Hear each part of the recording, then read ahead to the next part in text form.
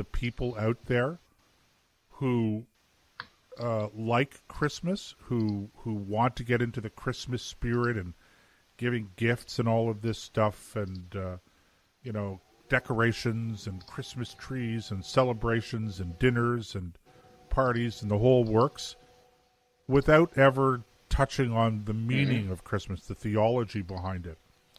For me, I love Christmas time for all of the reasons I've said. I'm more right. theologically focused than most of those people would be. So, I don't really get into the celebration stuff or anything like that.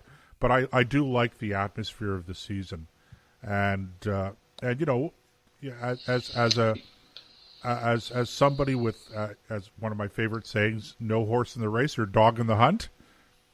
Let me say to our Christian friends out there who love the season and like to do all of the traditions, etc.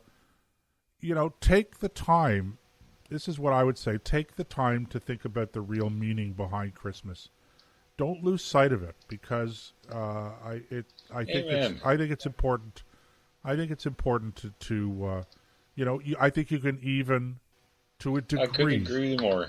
To a degree, Nick, I think you can even separate to a degree the theology from the deeper meaning to a certain degree. I know it's not easy, but there it is. It's not about the shopping. There's a lot of commonality that. Yeah, I was just going to say it's not the shopping. That's probably the best way.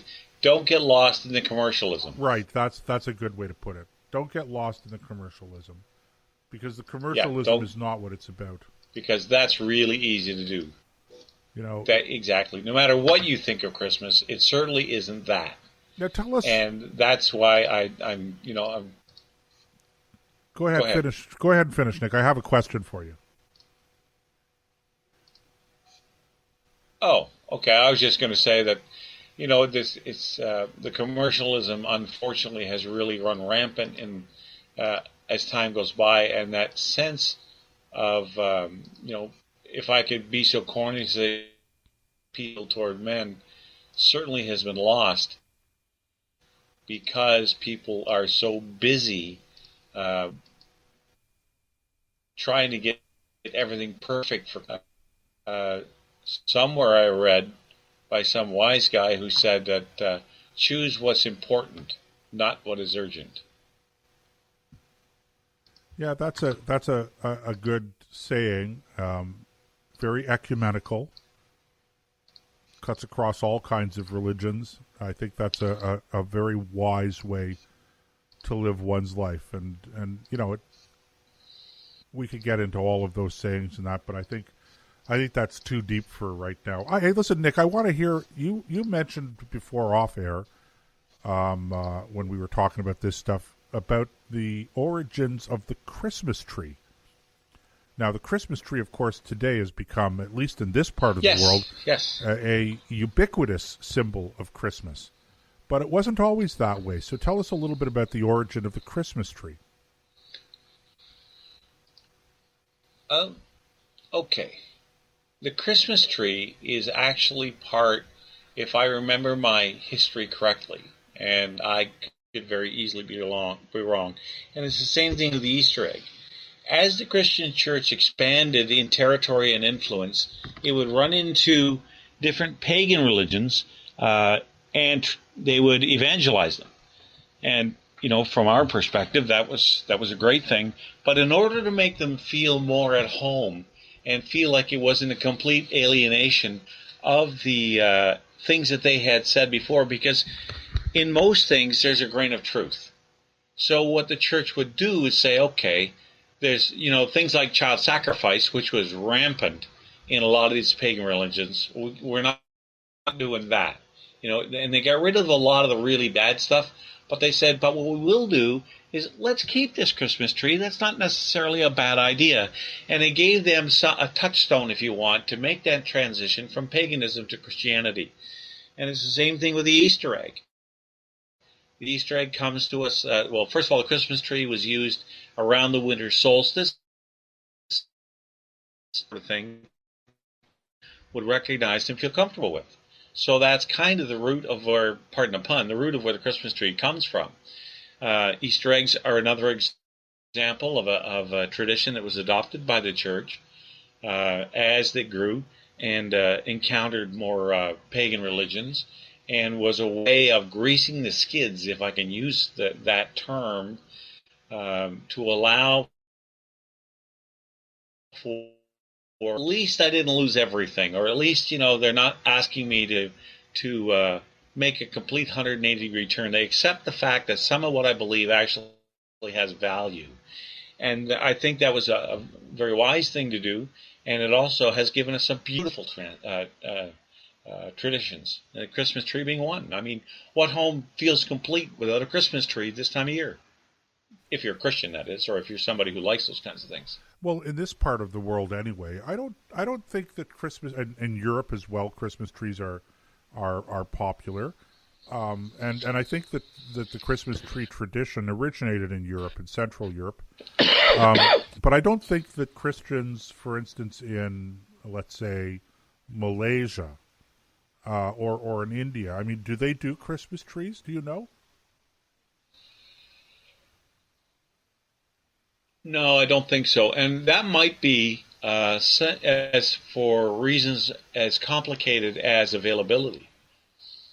Maybe because I know, and obviously we just talked about New Zealand. They use a different kind of tree as a Christmas tree. I don't think there's anywhere it's written down it has to be a blue spruce. It's just that's what's available, and we have so many trees. It was an easy thing to do, just to go off into the bush and find a decent tree, cut it down, drag it home, decorate it. But you can't do that in Europe the way that you used to. So it could very well be that has faded, partly because of the expense of the tree itself, importing them and so on, or raising them or whatever. But here in North America, they're still they're very abundant. And they're, people complain about $50 or $60 for a Christmas tree, but they're relatively inexpensive. People spend a lot more money on Christmas than they do on their Christmas tree. So I'm just thinking that, and this is just off the top of my head, that's probably why. It's very interesting. That's for sure. Christmas traditions. And so, what are you doing for Christmas this year, Nick, and your family? Well, unlike the Newfies, who have this great tradition called mummers, they dress up in scary clothing and they go stomping around from one house to another, trying to fool everybody about who they are. And if you guess who they are, then there's a whole party culture built around that. And it was AJ who mentioned that earlier on in the comments section here, or Marin. That was right. It was Marin, not AJ, talking about what mummers are. And they'd have feasts. They eat like kings, and they'd have something to drink, and they'd go off to the next house. So here, our traditional Christmas celebrations include going to Mass on Christmas Eve. That way we don't have to go Christmas Day, because nobody wants to get up, at 9 o'clock in the morning when the kids have had you up all night playing with toys. So we go to Christmas Eve Mass. Then we come home. There's presents under the tree. How Santa Claus pulls that off, I have no idea. But he's always found a way, even with everybody away at church, that when you come home, the tree is just stuffed full. There's no room for anything else. I mean, he's managed to find a way, and even my dog Willie doesn't keep him away. As a matter of fact, I think he probably feeds Willie just so he won't bark. Anyway, we have the big meal with everybody the following day, and on Christmas Day. So Mother's been downstairs cooking for like a week, getting everything ready, tortillas, and you name the food, it's on the menu.